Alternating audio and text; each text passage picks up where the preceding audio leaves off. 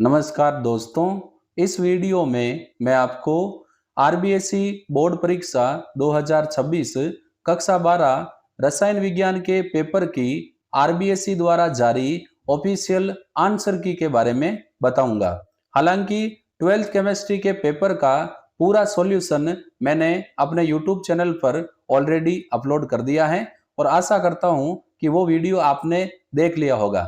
नहीं देखा है तो वो वीडियो आप जरूर देखें। तो हम ले रहे हैं 12th केमिस्ट्री की आरबीएसई द्वारा जारी ऑफिशियल आंसर की। इस आंसर की सहायता से आप हर प्रश्न के उत्तर से 100% श्योर हो सकते हैं। इसमें किसी भी प्रकार की त्रुटि की कोई वजह नहीं रहेगी। तो ये था आपके 12th केमिस्ट्री बोर्ड परीक्षा 2026 का पेपर। और इसमें हम सबसे पहले हम बात कर रहे हैं ये जो एमसीक्यू प्रश्न है उनकी। एक बार मैं पेपर के एमसीक्यू प्रश्न आपको पढ़ के बता रहा हूं। पहला है आदर्श विलयन का उदाहरण है। इसमें माना है एन हेक्सेन एन हेप्टेन का मिश्रण। उसके बाद सेकंड जो क्वेश्चन है, अधोलिखित में से अधिकतम वान ऑफ गुणांक वाला प्रबल वैद्युत अपघट्य है। इसमें आंसर माना गया है K2SO4। मैं भी आपको पहले एमसीक्यू यहां करके बताता हूं, फिर आंसर की पर चलेंगे। अधोलिखित में से विद्युतरोधी पदार्थ है, इसमें माना है टेफ्लॉन। स्वर्ण सतह पर HI के उष्मीय वियोजन हेतु अभिक्रिया की कोटि, इसको मानिए शून्य कोटि। अगले जब हम चले, वेग बराबर के x⁴/2 y⁻⁻1 अभिक्रिया की कुल कोटि मानी है हाफ। अगला अधोलिखित में से संक्रमण तत्व, इसको माना गया रदरफोर्डियम।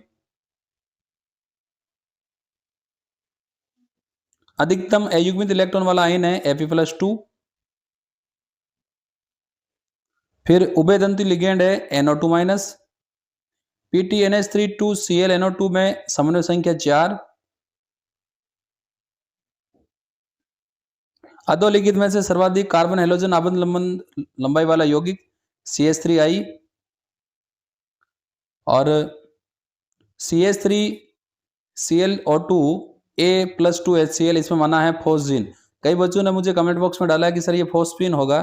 फोस्फीन नहीं होगा, फोस्फीन का फॉर्मूला PH3 होता है।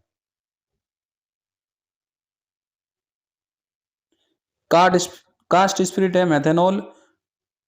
द्वितीयक एल्कोहल का उदाहरण है, इसमें हो जाएगा आइसोप्रोपिल एल्कोहल।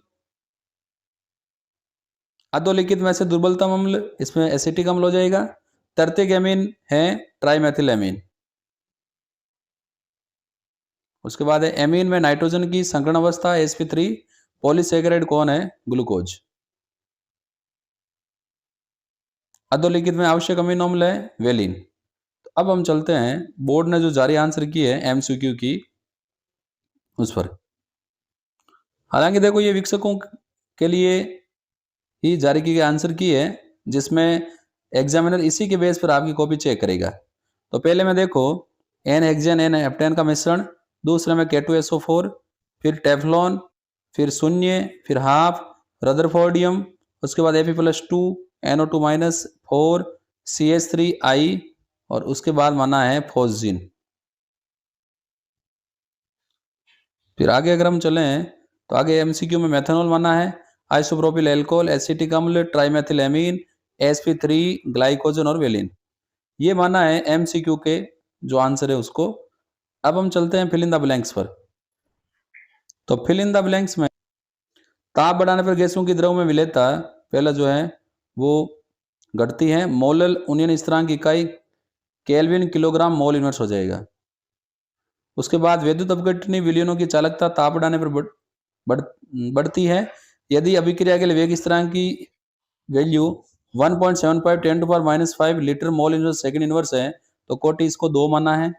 ये मैंने आपको बताया है। प्रथम संक्रमण श्रेणी में सबसे कम कड़न एंथैल्पी वाला तत्व zinc.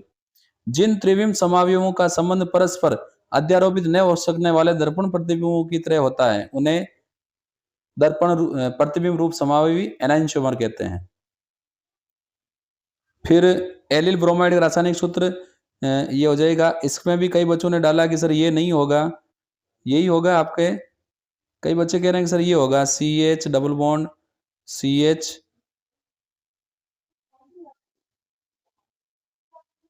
CH C H B R. कई बच्चे कह रहे हैं ये होगा, ये नहीं है, ये वाइनिल ब्रोमाइड है।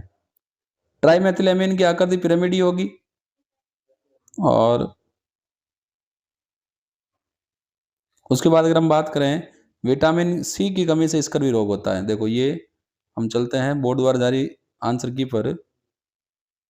देखो पहले हम घटती हैं, केल्विन किलोग्राम मोल इनवर्स बढ़ती है। द्वितीय कोटि अभिक्रिया जिंक है, प्रतिबिंब रूप एनांशमर। ये देखो आपके एलिल ब्रोमाइड। और जो जैविक प्रतिशत है 40% फॉर्मेल्डिहाइड का विलयन, उसको हम बोलते हैं फॉर्मेल्डिहाइड का विलयन है जो उसको बोलेंगे फॉर्मेलिन। और आकृति पिरामिडीय और विटामिन सी। उसके बाद अति लघुतात्मक मैं बता देता हूँ आपको।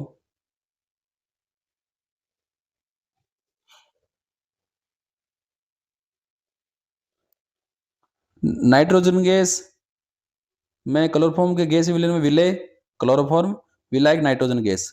मर्क्यूरी सेल में प्रयुक्त एनोड का नाम लिखिए, जिंक और मरकरी का होता है ZnHg। NiCO4 में निकल की ऑक्सीजन अवस्था शून्य, पटचक्रण मात्र का म्यू बराबर n+2 का रूट। और निम्न चक्रण संकुल का जैसे CO NH3 6+3। उसके बाद SN2 अभिक्रिया के प्रति अभिक्रियाशीलता के बढ़ते क्रम लिखिए। तो सबसे पहले तो ये आएगा 3 डिग्री, सबसे कम इसकी 3 डिग्री की। और उसके बाद ये 1 नंबर पर ये आ जाएगा, 2 नंबर पर ये आ जाएगा, 3 नंबर पर ये बढ़ता क्रम हो जाएगा। उसके बाद एथिल अल्कोहल की वाष्प को 573 केल्विन पर तप्त कॉपर के ऊपर प्रवाहित करने पर क्या होगा? तो एथेनॉल बनेगा, सॉरी एथेनॉल बनेगा CH3CHO। बेंजीन डाइज़ोनियम लवण का सूत्र C6H5NH2X हो जाएगा। मेथिलेमिन से मेथिल आइसोसाइनाइड में इसमें कार्बिलेमिन अभिक्रिया होगी, CH3NH2 की अभिक्रिया आप क्लोरोफॉर्म और साथ में पोटेशियम हाइड्रोक्साइड के साथ करोगे तो आपको बनेगा मेथिल आइसोसाइनाइड। डीएनए आरएनए में अंतर, डीएनए में बीटा 2 डीऑक्सी राइबो शर्करा होती है जबकि आरएनए में राइबो शर्करा होती है।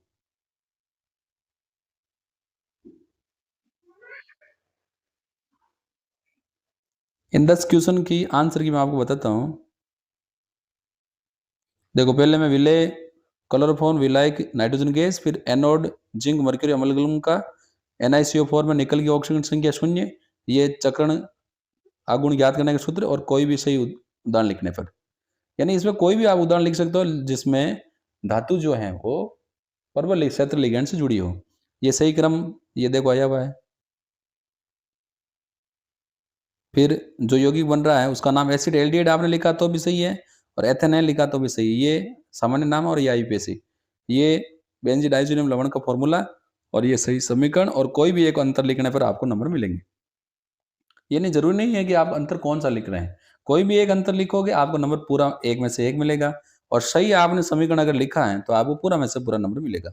ये मोलरता वाला जो फॉर्मूला है इसमें 14 ग्राम NaOH 40, ये 14 NaOH की मात्रा हो गई, अणुभार हो गया 40, विलयन का आयतन 800 दिए रखा है और ऊपर भाग दे देंगे 1000 से। अब इस आंसर की में पहले मोल में कन्वर्ट किया हुआ है, फिर आयतन से आयतन को लीटर में कन्वर्ट किया है। तो ये जरूरी नहीं है, हम सीधा ऐसे इसी फॉर्मूले से कर सकते हैं, कोई दिक्कत नहीं है। अलग अलग मोल अलग अलग लीटर में आयतन ज्ञात करने की कोई आवश्यकता नहीं है, एक ही साथ हम कर सकते हैं। फिर ये टी हाफ वाला सीधा दिया हुआ है, देखो इसको हम यहाँ चल के देखते हैं।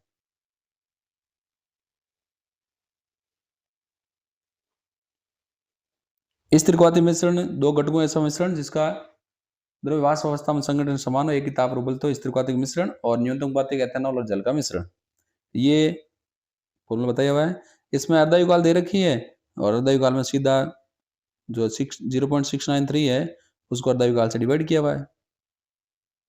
फिर द्वितीय तृतीय संक्रमण श्रेणी के तत्वों की त्रिज्या लगभग समान होते लेंथनाइट संकुचन है।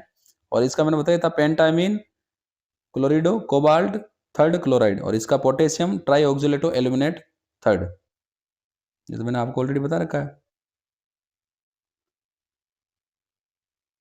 ये विपटन बताना था, अधिक्रियाशील इसलिए क्योंकि कीटोन में दो एल्किल समूह का धनात्मक प्रेरणीय प्रभाव होता है। सक्सीनिक अम्ल में मैंने बताया था कि सीधा सा है बेंजीन वाले, और सक्सीनिक अम्ल इसके लिए क्या करोगे आप, OH और COH, सॉरी ये सक्सीन, ये तो अलग हो जाएगा। सक्सीनिक अम्ल में COH है, ये आपस में दो CH2 से जुड़े हुए हैं, दो CH2 COH। और थैलिक अम्ल में बेंजीन रिंग है, इस बेंजीन रिंग से दो COH समूह आपस में जुड़े हैं। एनिलीन का नॉन संरचना, प्रोटीन का विकृतीकरण, ये देखो आंसर की बात करते हैं।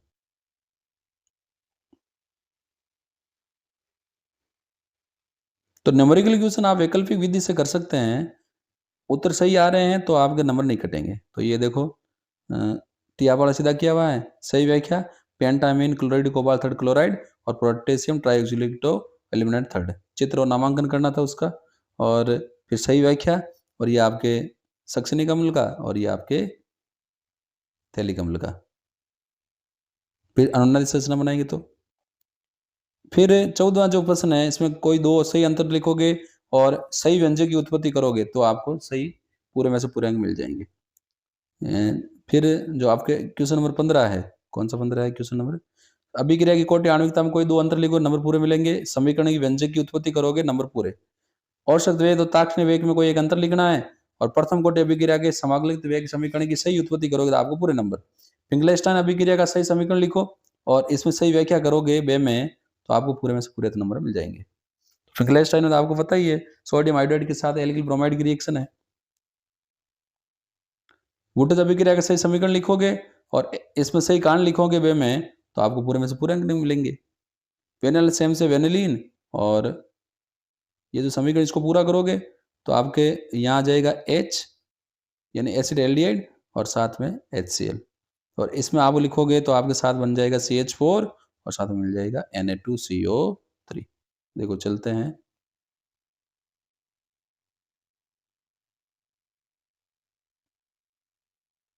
वेनिलीन है और ये देखो आपके सैलिसिल एल्डिहाइड बनाया हुआ है, इसमें भी ये रहा मेथेन बनाया हुआ है। और फिर उसके बाद जो क्वेश्चन है, ये वाला मेडोड स्विच से क्या प्राप्त होगा, सैलिसिल एल्डिहाइड, और इसका पूरा करोगे तो ये रोजेंटमुंड अपचयन हो जाएगा, ये सीधा बेंजीन वाले से जाके जुड़ जाएगा COCH3, और इसमें एसिटिक अम्ल की अभिक्रिया से करोगे तो क्या बन जाएगा, एथेनॉल CH3CH2OH, और ये माना है आंसर की में भी, ये रहा सीधा सा। अब अगर अगले सेक्शन की बात करें इसके बाद, तो इलेक्ट्रोड विभव की सही परिभाषा लिखोगे, पूरे में से पूरे नंबर।